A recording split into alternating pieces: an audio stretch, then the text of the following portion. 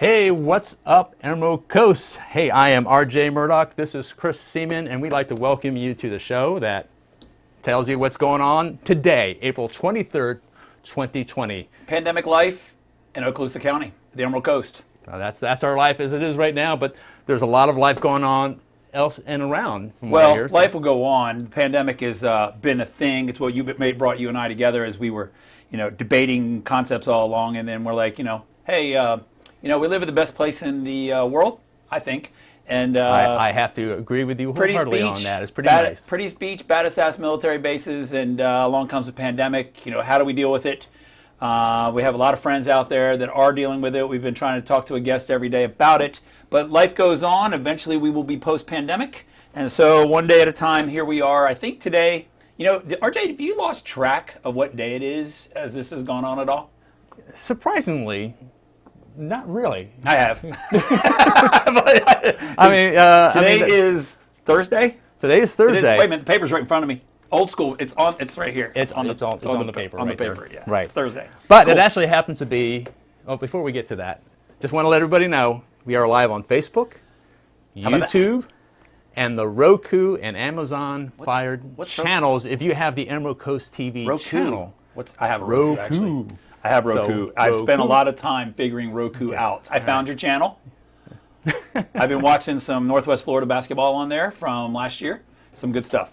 I look forward to when we have sports back. So RJ does all the local sports here in the area, and we're going to be able to talk about that here soon. Let me do one quick thing while I give you the camera, because I'm going to do something that we should have put on the checklist, but I did not do it this time because I've never had to deal with it before until now. Uh-oh. Pull your seat in. Pull my seat in. Surprise. Uh-oh. Oh, they can't see the studio back there. Damn, where's our key grip? That's a key grip's job, is to set the studio up. I like seeing what's back there. You mean I can change the look of the studio? We don't have to be in that whatever that is? Yeah, well, we needed to adjust your camera anyway. All right, fair enough. Okay, fair enough. Okay, so it's a show in progress. It's progress, it's progress, not perfection. There we go. Okay. All right. Let's talk about today. Today is what is it? Thursday. It is Thursday. Let's see. Some things are happening in the world. It's also a couple of national holidays. Oh, national holidays. Okay, lay them on me. Yeah. Let's start off with, did you realize that it's actually National Cheesecake Day? I'm good with that. I am perfectly good with that. Yeah. Not with the berries, but caramel. So if you have an opportunity to go ahead and be able to good with that one. Make it over to Publix or your favorite bakery or something like that. I don't know about. I don't think Publix is going to have good cheesecake. What else? They actually do. But they make it themselves in there. So what else we got? It's also National Lost Dog Awareness Day. Fair. So it was in the paper yesterday about the Aliquot Center out there and how hard they're still working despite, while it's a pandemic, pets still get lost. Yeah. They keep rescuing, and they're available if you want to adopt a pet. So the Aliquot Center out there somewhere in the boonies of Freeport. Yeah, that area. And there was fantastic. another shelter that they had empty kennels. I think that was in New Jersey or somewhere like that. I think you're right, because if they people celebrated that went viral. Those folks had every one of their. Think about that. Everybody's gonna be quarantined and you're home alone. What a great time to take on a pet and take care of a dog or something, or the dog take care of you. On the other hand, those of us with pets the pets are looking at you going, why exactly are you here all the time, and when are you leaving? Well, now it's time to take your pets to National Picnic Day? In your backyard. We can't do a national picnic. Oh, yeah, in your yard, yes. In your yard. We have to wait till the weekend to go to the park or somewhere, and it's probably going to be early in the morning. Or maybe find a dead-end street somewhere. Okay, so RJ's suggesting cul-de-sac. Picnics in a cul-de-sac. What else you got? Or you're going to have like a neighborhood, everybody's in their front yard. Yeah. So this is pandemic life carries on with some national holidays. Uh-oh. Are you happy to see me, or is that a poem in your pocket day? That's just. I don't even want to see. Yeah, I know. I was surprised to see that one. Comes out of that poem in your pocket. Roses are red. And for us people that like to go to Ryan is blue. Yeah, Biloxi. I can see that on the comments right now. Also, I'll do that. National Take a Chance Day. I do that every day I get out of bed. We take a chance every time we do the show. Every time I get out of bed and drive here, I get some Moss coffee in me right there, a little Moss coffee, and my buddies across the street in downtown Fort Walton Beach, 6 days a week, I take a chance just getting there. I need a little coffee to get me ready for the show, ready for some insanity, and now this next one though, last one is easy. Okay, this is second to the last. I like National Chance Day. It's National Take Your Daughter and Son to Work Day, which means you're at home. We would really like to be working right now. That would be fantastic. Yeah, so that's kind of rubbing it in right there. Yeah, I know, but we need to delay National Take Your Son and Daughter to Work Day. Right. Okay. Yeah, because parents are working at home going, I've got my kids around me the whole time. I've had enough, and kids are going, I'm tired of you too. So. Pray tell, my good man Chris, as today is National Speak as a Shakespearean Day. To be or not to do this show. To do or not Fair. to do. Fair. That is fair. Much ado about nothing. Thanks. Yeah. Yeah. We have poems coming in now on the comment calendar. Don't. They're coming. I think these ones came to my personal messenger. Yeah. If you want your comments to show up on the show, feel free to leave a comment in the Facebook thing, because we are monitoring that at this point, and we will just drop it in. Write your own poem, just like that, from your pocket. So of course, Ryan Stanhope, which we will be hearing from here. Don't put his red rocket up there. That is just terrible. I don't even know what a red rocket is. Read the rest. You got to read the rest of the poem. Oh, I see. Yeah, it's just not good. It's all right. Not good. So let's see. Lots of things happening. Some sad news today. What was that? In real lifetime. Well, if you go to the paper, I know we like to talk about stuff in the paper. But it's not in the paper, you're telling me. Well, the one that's not in the paper is this is our first breaking news. We've never had breaking news, but breaking news, in case you didn't know that Elizabeth Warren was a candidate for the presidency from the Democratic Party, and her brother passed away this morning from the COVID-19 virus. Lives out in Oklahoma. It's always sad to hear anybody passing away from. That's breaking news as of this morning. As I was on the wire, checking out what's going on around the country. We want to focus on what's happening here, but when it, that's national news. That really, that's a big thing, and that's what drives me a lot is talking politics and social media and being engaged. I mean, but politics aside, our condolences to Senator Warren. Condolences to her family. Nobody that, needs to suffer like that. But bringing it back home, that this really hit me today, that retired Army Command Sergeant Major Bernie Atkins. You're going to jump me forward. I am jumping because I wasn't even ready for that. I'm sorry, but I'm a huge military fan. I really appreciate where we live in the community. We live in the shadow of the greatest military bases in the military, of the best military in the world. And whenever a Medal of Honor recipient passes away, yes, he passed away. He was 86. Had some complications from the virus as well. But he was the first Vietnam vet to receive the Medal of Honor. And he was affiliated with the 7th Group. So we're talking about Army Commander Sergeant Major Bernie Atkins. Correct. Thank you for bringing that up. Right there. This is in the Northwest Florida Daily News. Yeah. Report coming out of Opelika, Alabama. Opelika? Opelika. Yeah. That's it's always a big deal to me when you take the national headline and bring it home. The 7th Group is a big part of our community now. We're all dealing with pandemic life. Mm-hmm. So when you put all those pieces together, it's very sad news. Yeah, and he was a renowned Vietnam vet as well. Just very, very well known in the Special Forces community. Absolutely. So our condolences to his family as well. Right. But on the positive side of things, we were talking about this earlier. Let's go ahead and bring that up. Oh, here's some good stuff here. Here's some good stuff. Although before you jump to the positive side, it was ironic, small irony, that the commander over there at the First South was talking about COVID life on the base, and I made that point last week.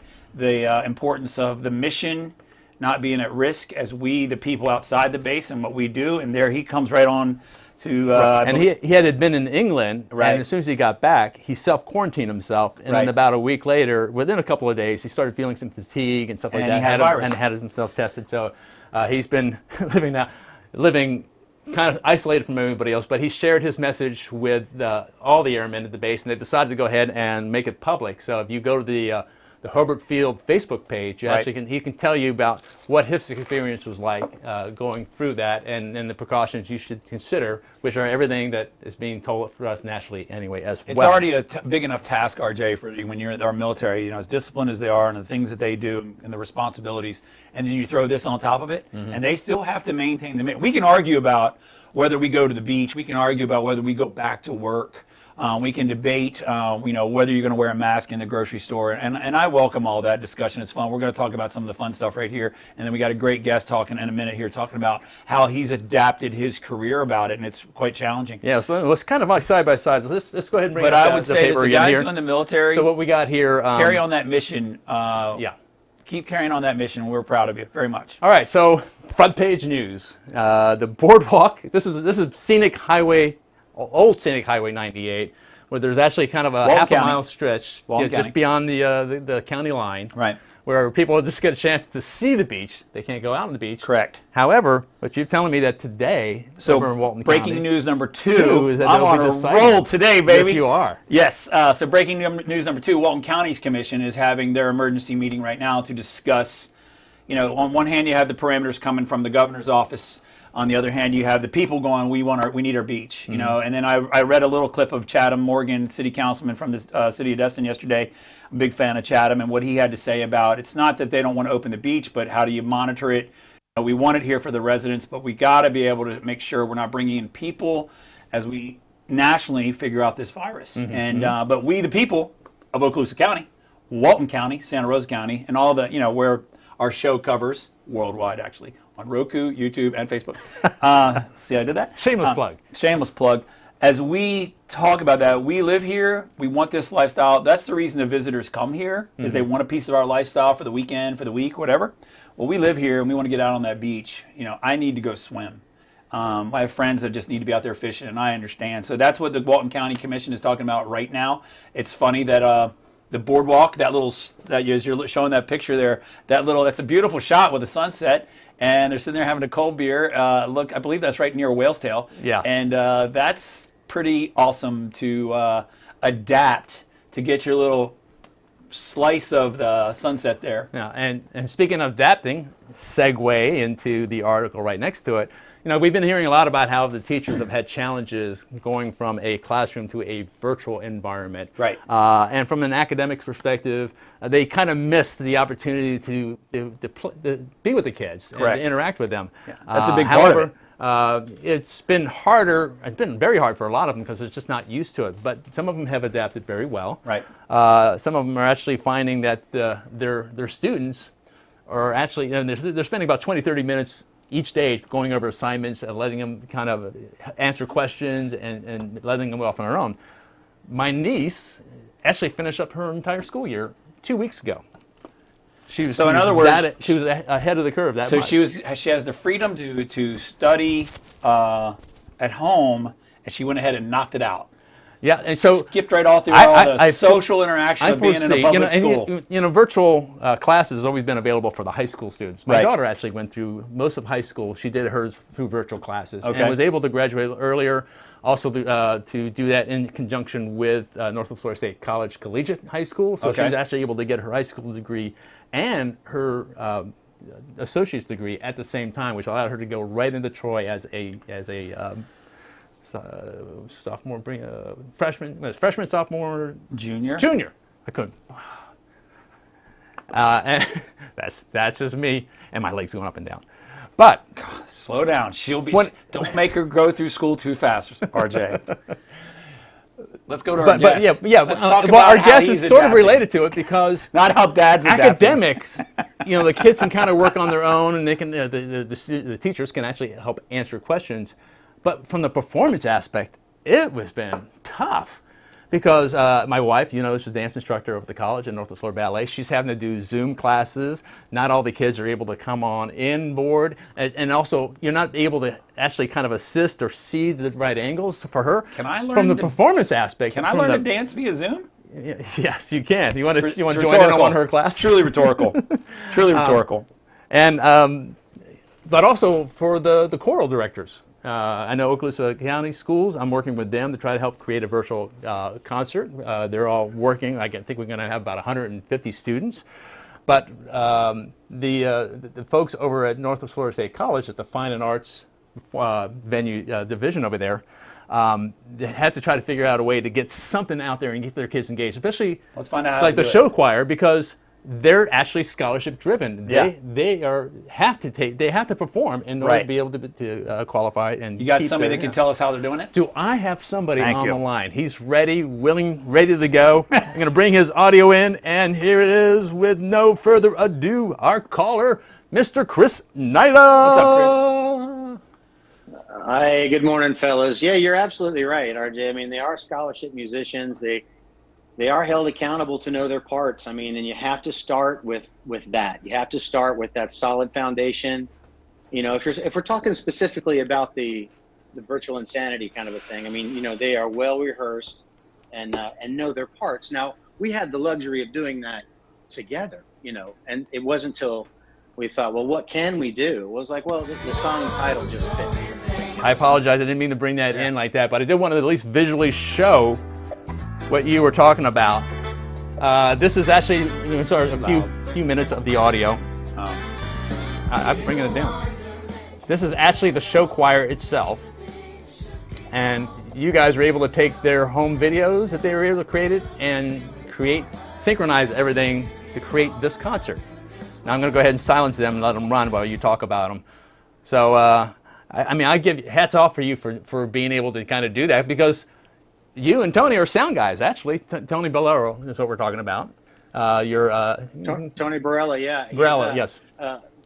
Taking care of the video work over there, and is still doing a lot right now. But yeah, I mean, so again, you have to start with it well rehearsed, and the students know their parts, and you know, we're blessed to have the talent that we do at Northwest Florida State College. But so that being said, how do we pull the trick off? Well, they have to sing to some kind of a click or some kind of a backing track, so that later we have a foundation that we can sync everything to. So in their headset, they have a provided sequence click track that they can sing to. They're recording on a separate device. So they're hearing playback here, but this is not hearing anything but their voice. Multiply that 14 times, send it to me.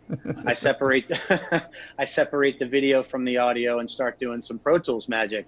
But these microphones are horrible. You know what I mean? I mean, to record on a bunch of phones to a bunch of students that have never recorded, it's tricky. I mean, I can have them in the studio in a controlled setting where we can take our time, you know, and do it. And it still takes a minute to get it right. So if you can only imagine, and we have a bloopers reel out there somewhere I think we should post. It's pretty funny, but it took a lot of work to get those to get the takes done, and then from there just lining it up, you know, and the groove of the song is fun and funky, and the kids obviously like the song, and you know, it was kind of just came together. It just took a lot of post-production and putting things to line up, you know, nudging and.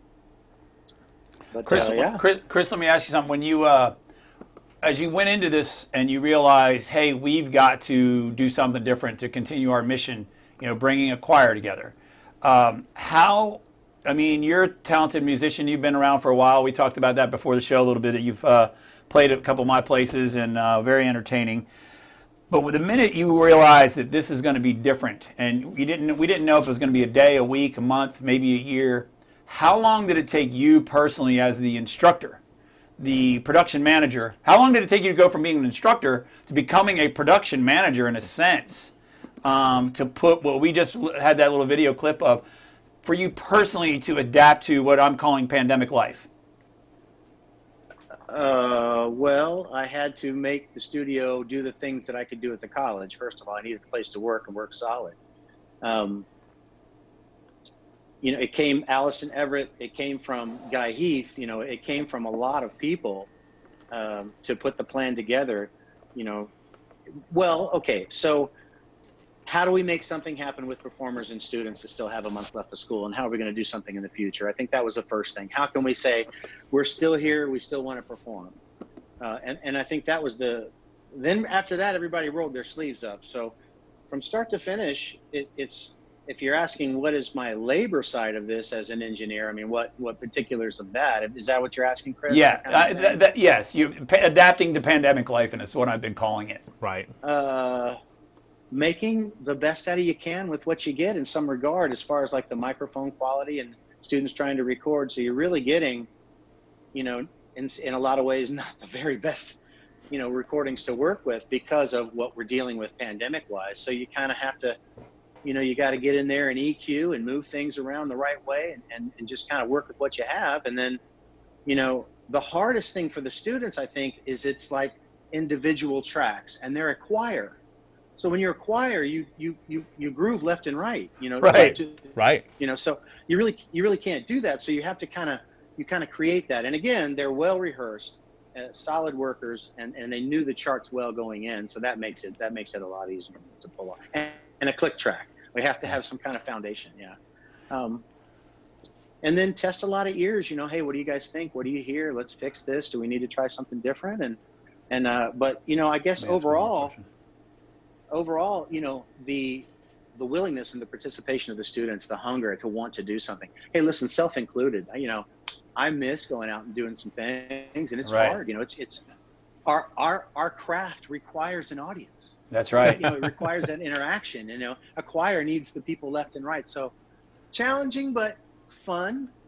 I hope we do more, and I'm sure we will. In some degrees, this may be a standard practice. So we may do some virtual things in conjunction with our normal life from now on. That's what I was going to ask. I appreciate the fact that you're literally taking, I'm guessing 20 solo artists now, and you're producing them into a choir. And I get the, you want that social interaction as you make, it's not an I performance, it's a we performance. But now you're taking a bunch of I's and making it the we. Out of that transition for you in that studio, do you foresee some of the good things that you didn't expect out of this? Whatever, is there anything that you found as a surprise, like, hey, I never knew I could do it this way, that you might carry forward? Let's say 1 year from now and you're back in Northwest Florida and the kids are around you, socially distanced, maybe singing through a mask. I don't know. Hopefully not singing through a mask. But is there anything out of what you've learned to do in the last month that might carry forward? Yeah, I think it would be nice to have maybe as a part of a lecture or maybe an experimentation with the student. Now you're talking we're together again, right? Yes. I can have a lecture with students. Yeah. Then it would maybe have a class or a little more time and experience on recording on devices that we're given so we can get the best quality we possibly can. Okay. Maybe practice a distance from what we're doing to make that better. Everybody consistent. One thing that's kind of weird that we've learned is, can we all landscape, please? Because when we're trying to put basics, fundamentals, yes. Exactly. You know what? Yeah. And so there's a lot of that we kind of like. How many times have you heard your friends say that? Turn your camera sideways. Yeah. So just little things, but I think the refreshing thing to see was when we were all challenged with this task, that we really all kind of was like, we came together and we're like, okay, cool, man, let's pull it off. Not an easy task, a lot of fun, super challenge, but I'm happy we did what we did, and the kids got to do one more thing before the semester ended. Yeah, well, I appreciate you coming on board. In some ways, this is not too different than recording individual tracks in the studio anyway. The biggest challenge you've had is the audio conditioning, the condition of the audio. Quality. The quality. Yeah. So that may be one of those things that, as Chris here mentioned that next year you guys may be able to find mics that you're going to include in their recording devices that they can attach to their Apple phones. Yeah, and stuff exactly. Like that. Maybe it's something simple we can assign to them, but let's hope this doesn't have to happen again. If we want to do something virtually, I'd like to do it like Disney, record everybody in the studio, do it that way, and then press play. Well, Chris, I know you're a bit of an entrepreneur, so maybe I think coming from another entrepreneur, maybe somewhere the recording devices that are made customized for the home are going to blow up, and there's going to be a whole lot better ones. One can hope, as a music fan, one can hope. But I will say this: thank you for coming on the show today and talking about your life in the context of the pandemic and what you do. It's fantastic what you do to begin with, and I always enjoyed your doing live performances. I miss the Blues Brothers and that kind of mentality. We'll get back out there. Yeah, I'm a big fan of Terry and all out there, but the biggest takeaway for me here to come back to end the show here is that I think you've given me the courage to think that there's still a chance. So now I can just sing into my phone. With a little help from RJ's wife, I can dance into my phone, and I still have a career. Yeah, there's a chance. Do me a favor and Send me the audio before you post it so I can tweet you a little bit. Will do. About that. Well, I've got so many Facebook fans that they just want to ridicule me for how I sing and dance. So, but yeah, thank you I will send it to you first. Maybe you can clean it up. Maybe put some prints behind me or something like that. I don't know. Absolutely, I can do that. Thank you. Thank you, Chris, very much, man. Yeah, That's thanks awesome. a lot. All right, I'm going to pull him out of there, and RJ, it was great having him. I'm excited. I think I have a chance in a music career digitally. You do. You know, if this show doesn't make it for another week, maybe I can start singing, and maybe I can get a lesson to dance. I have one word for that. It's called auto-tune. Yeah. I thought you were going to say fat chance. I was like, that's Hey, listen, before we go, there's 3 things that we want to do. We want to thank 2 people.